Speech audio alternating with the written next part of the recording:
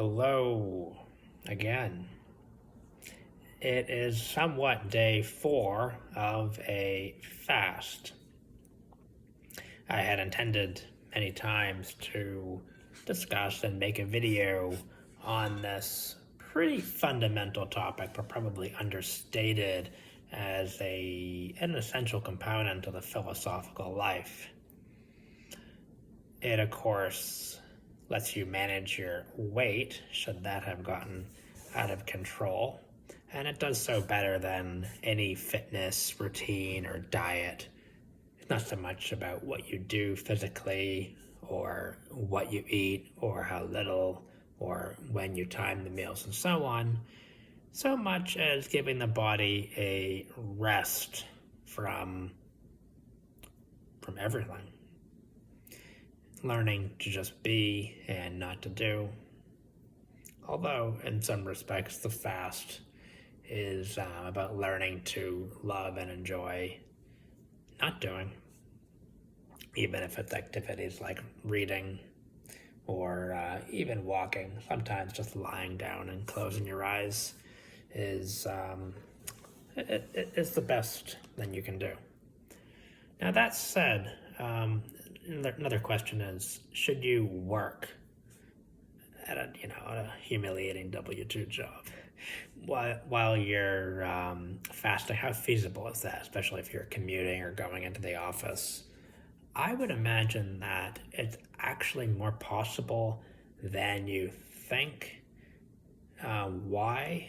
I could try to speak about the endocrine system, the hormones, the focus, the adrenaline rush that you periodically receive while you're fasting.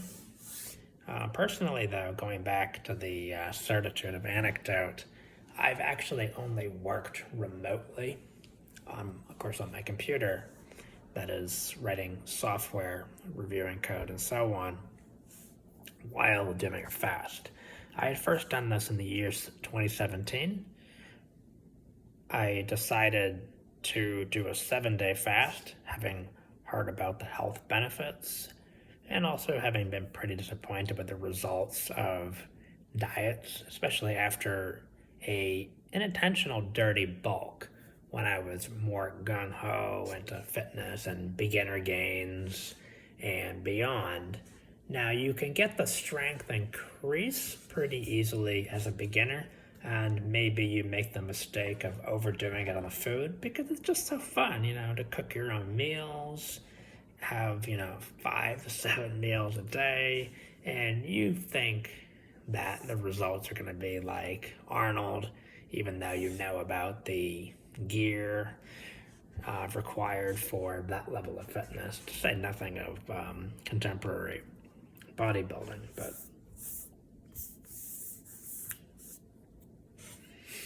if we would talk about a problem or a pain point, how fasting comes into your life as a solution, one pathway to that is really to have done a dirty bulk and to have dieted, or what they say is doing a cut after you bulk.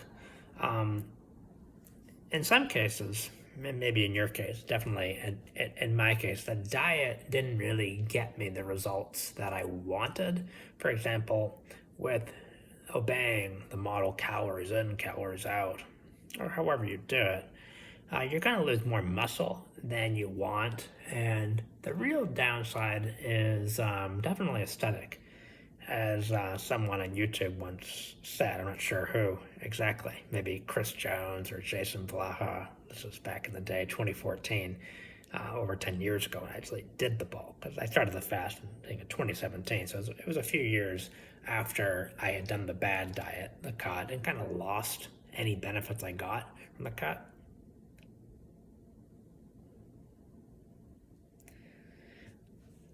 A bad cut will simply make you look like a smaller version of your fat self without the strength that you had when you were fat.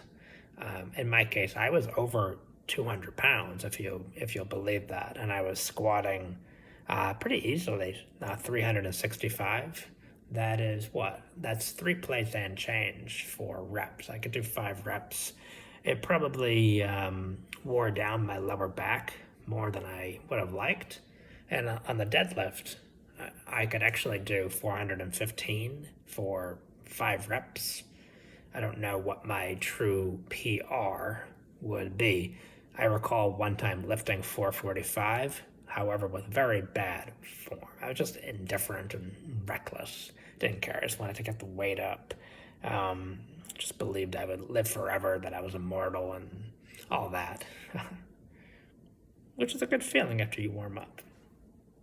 However, there might be some consequences. Sometimes the lower spine doesn't feel 100% optimal, but it's far from what I would say is injured. But now,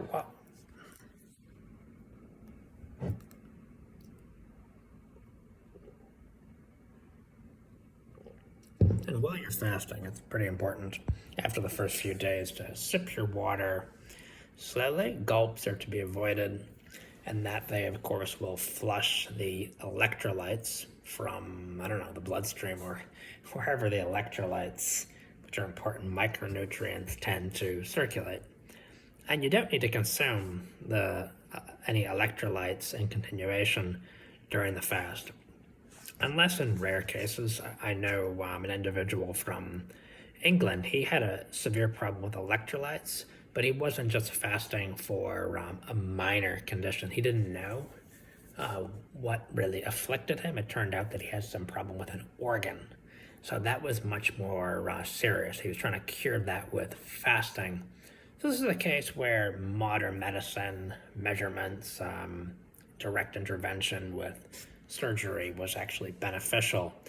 So he had tried fasting twice to overcome mental fog and fatigue, and he had gotten temporary alleviation for his problem, but ultimately, late in the fast, like on day 18, 19, feeling really weak. So that's when he really needed the electrolytes. It wasn't just, weak, I'm tired, but I'm going to get through it. It was like, it was, borderline between this is not right, or maybe he's in a life-threatening situation. Thankfully, I haven't found myself in that situation. I originally, as I say, got into fasting to really perfect the weight loss that the diet, which was in 2014 through 2015, so well before 2017. But in the 2-year period between the diet, which was 8 months, low calories, a cheat meal once every 2 weeks. So in retrospect, it's a good practice to carry out, even though it's suboptimal, and that it confirms to yourself your mental discipline, that you can really do anything for an extended period of time that's somewhat painful, at least with respect to your appetites and inclinations, so that hopefully your appetite for success will be, the stronger appetite as you engage in the endeavor. Yeah, so we had mentioned a few things about the electrolyte, that in general, you don't need micronutrients. And in general, and just to clarify, what is a fast? It's when you consume nothing but water. Some people will more specify that as a water fast or a water only. And there are some variants. It's called post-negru in Romanian, and that means that you don't fast. You don't consume water during the day. You're allowed to consume water at night. That's a bit more strict. And I think you could do that for a few days, avoiding the water during the day. I'm not sure if that's more of a religious tradition or I say that because it's definitely a challenge. I'm not sure if it's optimal for the health. I tend to subscribe to a lot of what Lauren Lockman has said about fasting, although maybe some of his truisms are based on Arnold Ehret from about 100 years ago, wrote the book Rational Fasting in the German. But back to what do you do? Well, it's not about what do you do. It's about just not doing, and again, learning to be. And in that respect, you would have to ask, well, what are the main challenges during the fast?